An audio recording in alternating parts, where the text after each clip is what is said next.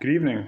My name is Dave, and tonight and tomorrow night we are going to be focusing on probably one of the most well-known passages in the New Testament, one of the most well-known parables, and it is the parable of the lost son or the prodigal son, and it is found in Luke chapter 15.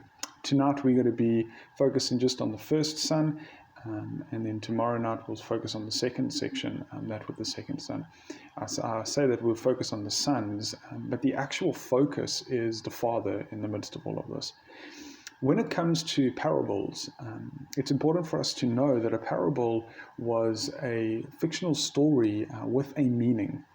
And so they were taught they were shared to teach a lesson. And so when it comes to parables, there's a danger that we can become very hyperbolic, and we can look for things that are not there, and find things that are not there. And so tonight, we just want to look at what the context of this parable is, and then just take out one or two core truths that we would see here. And so let's just step back. Let's read the passage and then look at the context, and then look at one or two truths that we see around the Father here tonight. From verse 11. And he said, there was a man who had 2 sons, and the younger of them said to his father, Father, give me the share of property that is coming to me. And he divided his property between them. Not many days later, the younger son gathered all he had and took a journey into a far country. And there he squandered his property in reckless living. And when he had spent everything, a severe famine arose in that country, and he began to be in need. So he went and hired himself out to one of the citizens of that country, who sent him into the fields to feed the pigs. And when he was longing to be fed with the pods that the pigs ate, and no one gave him anything. But when he came to himself, he said, How many of my father's hired servants have more than enough bread? But I perish here with hunger. I will arise and go to my father, and I will say to him, Father, I have sinned against heaven, and I have sinned before you. I am no longer worthy to be called your son. Treat me as one of your hired servants. And he arose and came to his father. But while he was still a long way off, his father saw him and felt compassion, ran and embraced him and kissed him. And the son said to him, Father, I have sinned against heaven and before you, and am no longer worthy to be called your son. But the father said to his servants, Quick, bring the best robe and put it on him. Put a ring on his finger and shoes on his feet. And bring the fattened calf and kill it. And let us eat and celebrate. For this was my son who was dead and is alive again. He was lost and is found. And they began to celebrate. So far. This parable would find itself in the context of 3 parables in Luke chapter 15. The first parable we see from verses 1 to 7 is that of the lost sheep. The second parable from verses 8 to 10 is that of the lost coin. And then we see the parable of the lost son. Now, why is it important that we would look at the context in the midst of all of this?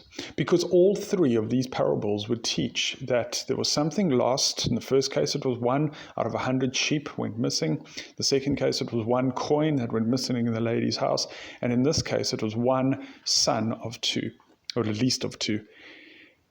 And so in each of these parables, there is a theme that runs throughout the chapter. And that theme is God's heart for the lost. God's heart for the lost. And so over the next 2 days, I would want to ask us the question of who is lost in these parables, or at least in this parable. And I would argue that in this parable, both of the sons are lost. We'll get to that tomorrow just to set us up for that. But let us look at the first son.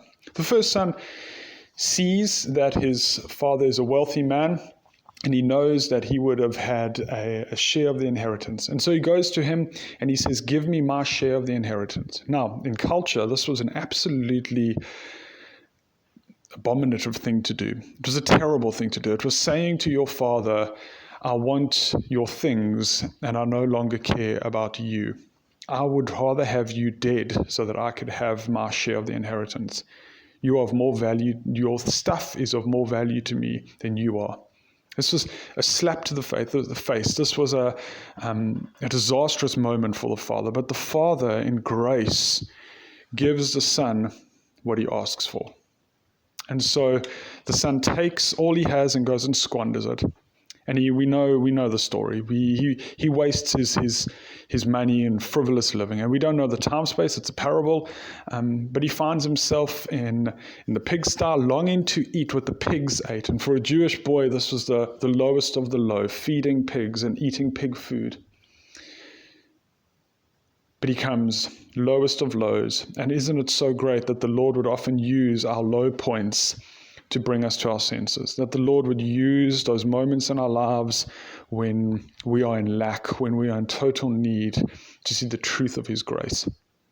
And so the younger son stands up and he comes to his senses. He prepares a whole speech and he goes, and on his way you can always picture him practicing the speech. And as he is going, he sees his father sees him, and his father runs to meet him. Now, just this in and of itself would have left the audience gasping, because a wealthy Jewish man would never have run. He would have never done anything in a hurry. And this was a wealthy Jewish man. He would have had servants for all of this. But the wealthy father runs down the road to meet him, completely going against the societal norm. Now, why is this so important for us to know?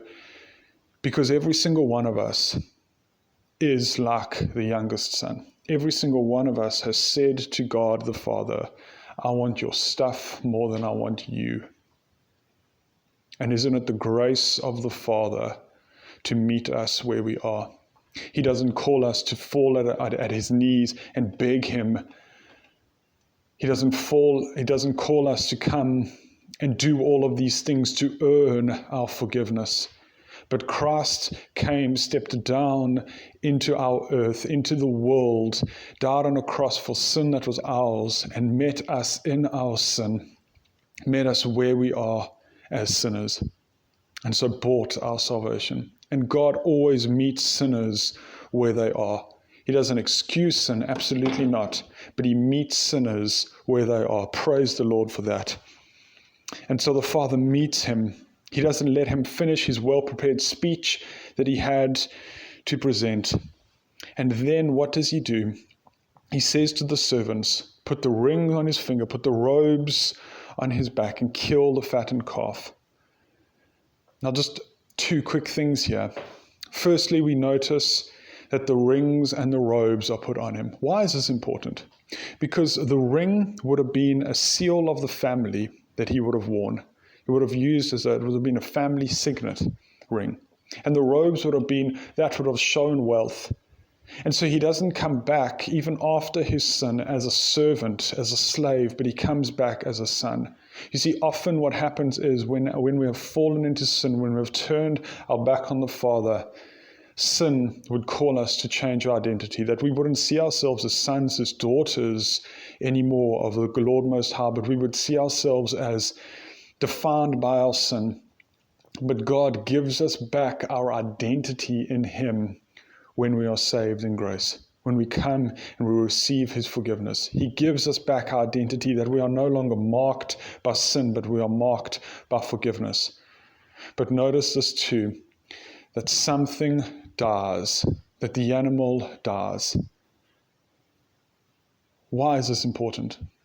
Is because for our salvation to be given to us, for our forgiveness, for us to wear our forgiveness, a new identity, Christ died in our place. And this is the beauty of us as the lost son. We've all walked away. We've all said to God, as I said, we want your things more than we want you. But praise the Lord for his glory and his grace, who meets us where we are, who gives us our identity, who dies for the sin that was not his. May you walk in this grace, may you live in this grace, and may you grow in your identity as a saved, born-again Christian through the blood and the redemption of Jesus Christ.